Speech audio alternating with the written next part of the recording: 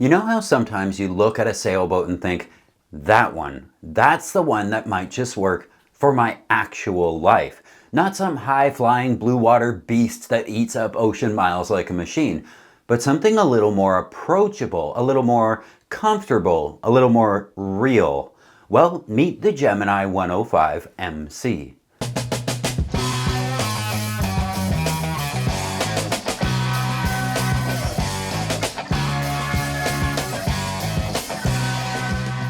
If you want to hit the eastern seaboard and on to the Bahamas, you can sail just about any old boat, as long as you're careful about the weather. I mean, Sam Holmes did Florida to Bimini on a Hobie Cat, so I think it really doesn't take much if you wait for the right weather window.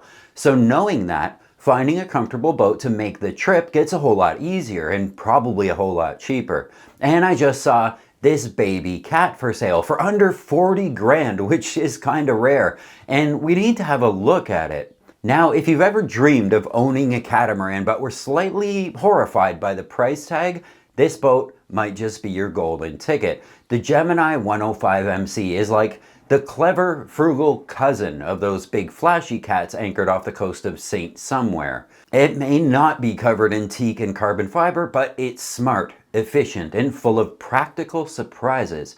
Gemini Cats was found by a man called Tony Smith, a British expat who, with his wife Susan, formed Performance Cruising back in 1980. Following graduation from the University of East Anglia with a degree in engineering, he studied the mechanics of boat performance while participating in single-handed races, including the first 2,100-mile Round Britain race, in which he finished fourth. He began his boat building career by constructing a 24-foot pivot trimaran in a shed in England. Then, in 1969, he developed a method of integrating foam coring with fiberglass and produced the Telstar, a 26-foot folding trimaran. During the 10-year run, 300 of the boats were sold worldwide. Along the way, he was also involved in construction of 30 to 70-foot custom yachts. Eventually emigrating to the US, he introduced the Telstar to the US market. Following the loss of the molds for that in a fire in '81, he re-emerged on the scene with the design for his new catamaran, appropriately called the Phoenix, which was the first Gemini.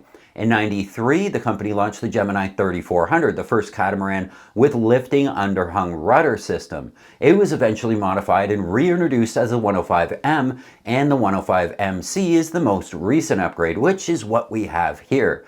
Let's start with the layout, because that's the first thing people go to. Whoa, this thing's way bigger on the inside than it looks from the dock, is what they usually say. At just 34 feet and 14 feet wide, the 105MC is actually trailerable. Yes, really, with the right permits and planning, you can tow this thing. That slim beam also means it can fit into most standard monohull slips at the marina, so you're already saving money before you even leave. Step into the saloon and there is space, panoramic windows, lots of headroom, and a U-shaped dinette that converts to a double berth, and yes, real visibility. This isn't a dark cave that you have to crawl into. It's bright and airy and genuinely comfortable, which is why you're interested in catamarans in the first place. And there's this little design trick. The port hull has a full galley, while the starboard hull features a head and shower, and the forward cabin is a proper owner's berth. It all feels surprisingly spacious for a 34-footer. And then there's the bridge deck clearance, higher than you'd expect. The 105MC rides smoother than some of the older, lower budget cats, reducing that awful slapping sound when you're in a chop. Now, this boat isn't silent. It is still a catamaran after all, but it's comfortable, and that's what really matters.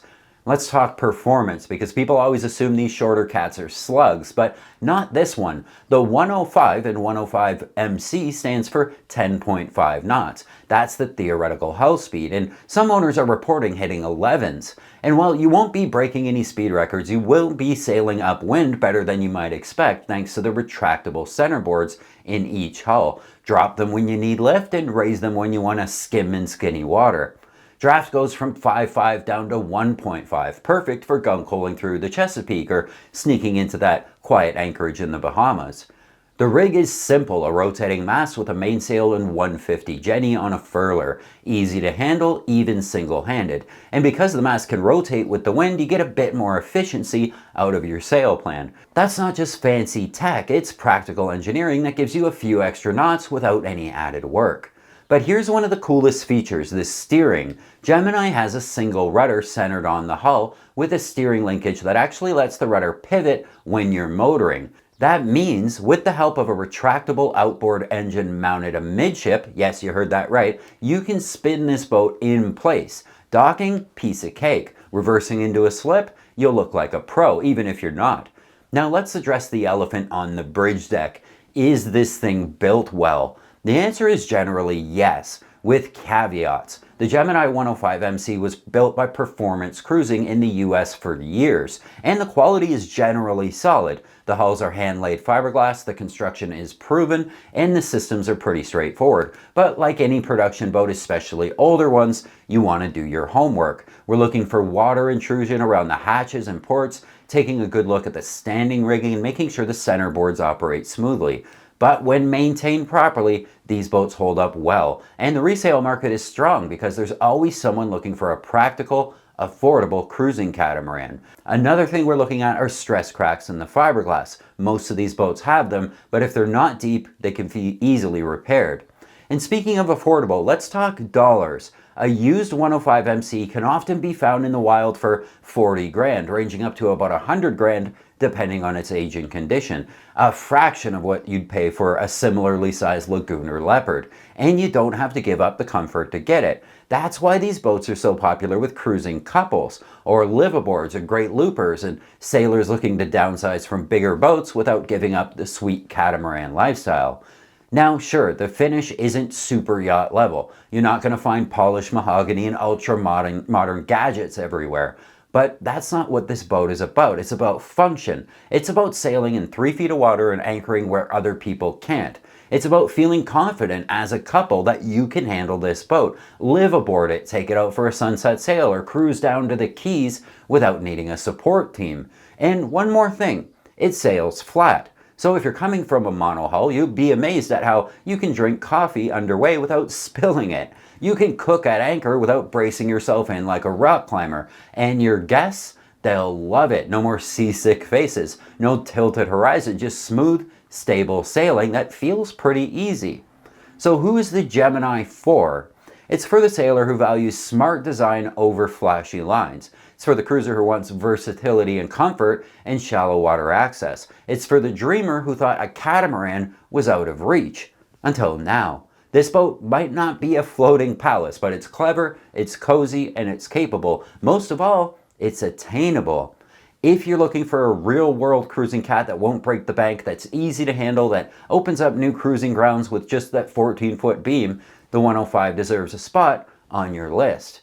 The mission here at Lady K Sailing has always been to get more people sailing more easily, and I sure couldn't do it without you guys. A huge thank you to the patrons who make these videos possible. If you'd like to help support the mission of getting more people sailing, please consider becoming a patron.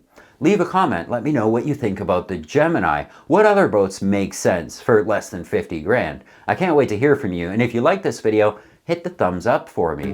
Until next time, friends, keep the heavy side down, but not too far down. I love you guys.